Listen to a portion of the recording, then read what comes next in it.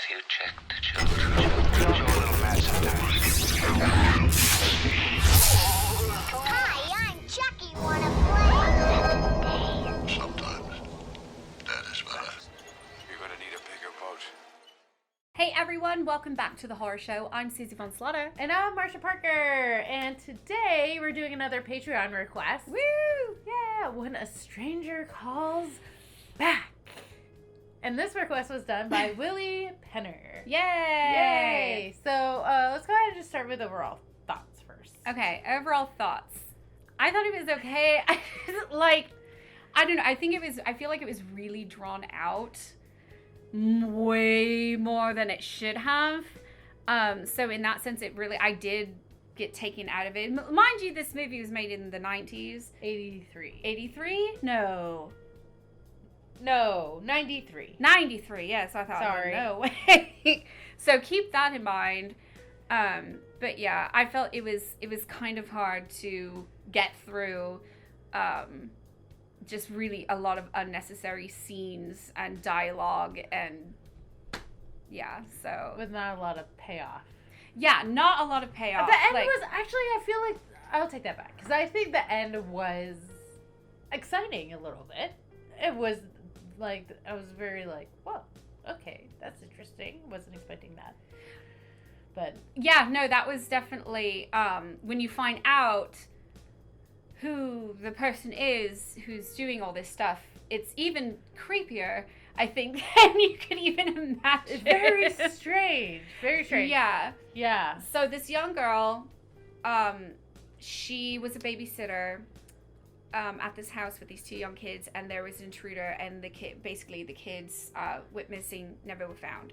So fast forward 5 years later, now she's living on her own, she's going to college, she's living in her own dorm, but that hasn't left her mind. She lives on the very third floor, she lives in very top floor, very minimalistic. She knows where everything is, anything that's moved, she recognizes.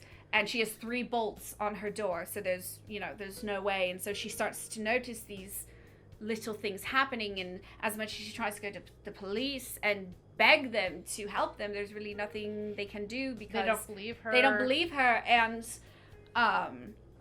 it's just, what can they do? Mm-hmm. I noticed, she said, I noticed a book missing on my shelf, and I never put it there. They're like, well, where is it? She said, well, on the shelf. It was just slightly moved in a way that she would never have put it there. So it was really frustrating, with her, because... And then when she found a child's sweater, yeah, in her closet. That definitely was not there. hers. And, she's trying to tell them this, and, they're just... At the same time, again, yeah, it's like, what can you do? Yeah.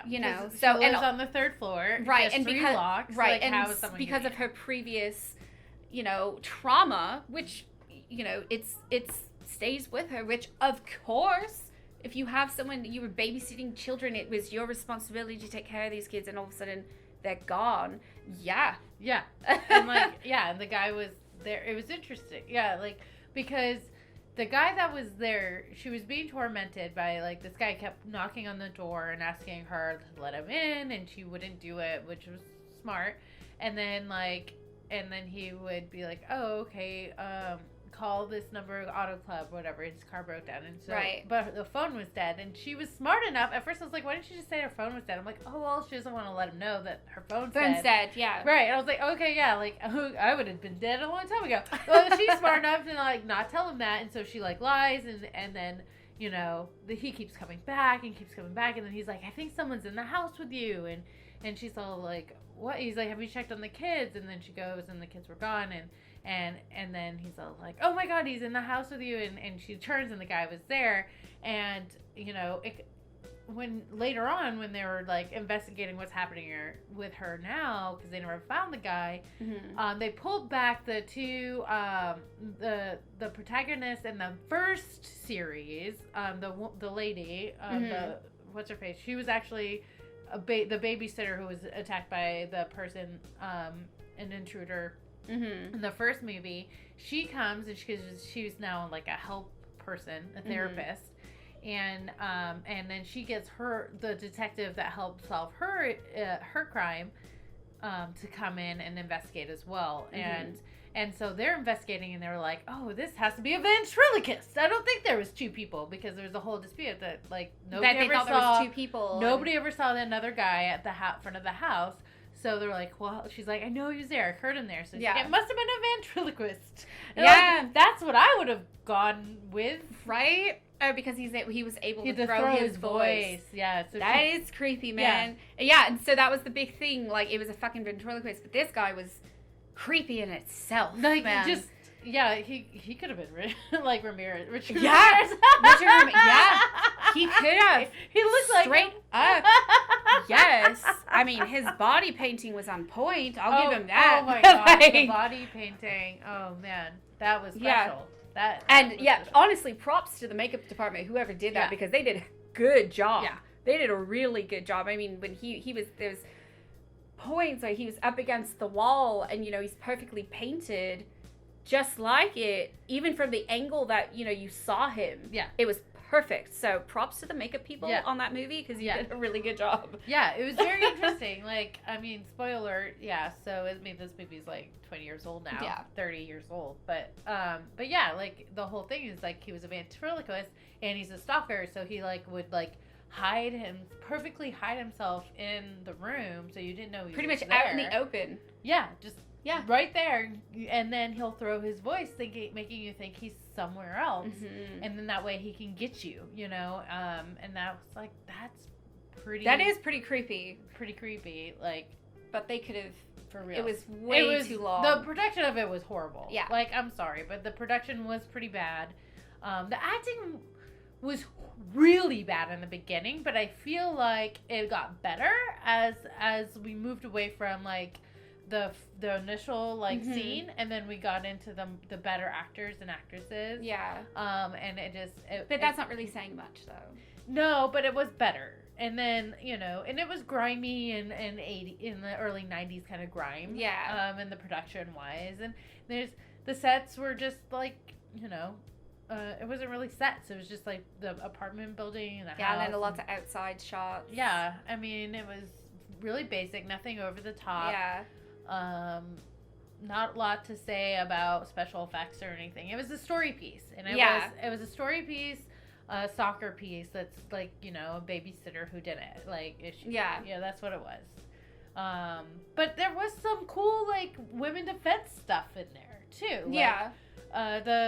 The protagonist from the first movie who carried on to this sequel was very into women's self-defense, and she kicked some butt. And like, she did. That's right, she did. he wasn't expecting it, and he was a little bit of a coward himself. Like, he, you know, Oh. obviously. I actually remember myself when I was watching that movie and I saw that part. I was like, "Oh yeah, Yeah! I was like, Get "Oh yeah." Yeah, she kicked his ass, but I mean, in the end, she Yeah. got shot. So Yeah. Oops. but she survived. Yeah, they all survived. Everybody was happy except, well, him. He didn't- Obviously. he didn't live. Yeah, he didn't live, but I mean, who cares? But yeah, but I mean, it wasn't the worst movie I watched over the week, and it wasn't the best movie I watched over the week. So that's where I'm gonna let it live. Yeah. So, I'd say if you want to watch this, I'd say if you're doing something like folding. I'm serious, because Folding there's a lot laundry. of I was folding laundry. yeah, I was doing because it, there's just like a lot of that dead air. You can pay attention to while folding. You don't really need to be watching what's going on.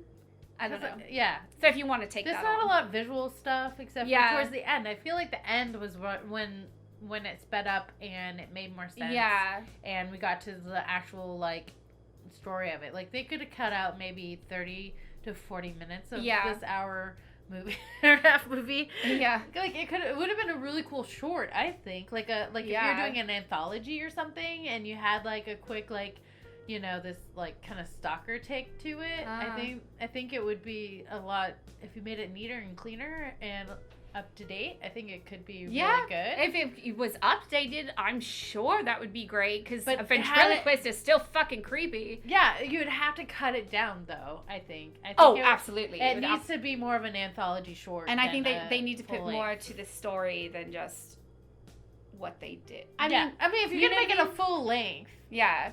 but if you're just doing like a quick like anthology short, Yeah, that's I true. think it Yeah, would be okay. That's true.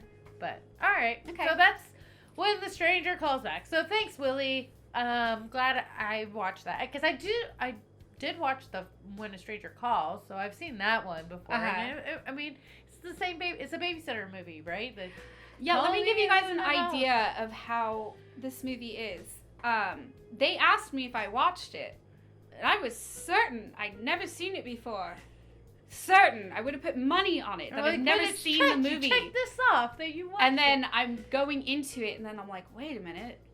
I did watch this movie. That's how uninterested and just... Yeah. I feel like it was just sitting on that line just the whole time. There was no, like, really... Till the end, went bloop. And then, Yeah.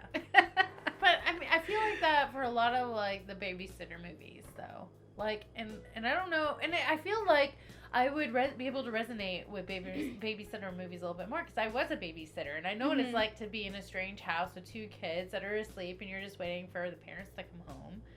And it can be creepy and like you don't know. Yeah. Like nobody's ever knocked on my door, called and did prank calls and like murdered me or anything or with the children, so I don't know that side. But it is like it does have a creep factor that should resonate with me. But I don't think I found one of these movies that I feel like there has wasn't been enough successful. of a backstory for the villain. Yeah. It's kind of like they just put him in there and like there's really no rhyme or reason to it. So yeah, I don't know. I don't know what it is with these. They always seem to miss the marks. Like remember the Glass House? That's another one. That like the killer is just kind of like, this dark figure, looming figure that just kind of comes in and does what he does. Like it just never hits home for me. I think Hostage is like the only one that was kind of fun to watch. Or like Funny Games was really good, but that's not a babysitter one either. So I don't know. Anyway, home invasion movies. What are you gonna do? So, thank you again, Millie, and thank you guys. Let us know what you thought in the comments below. Yes.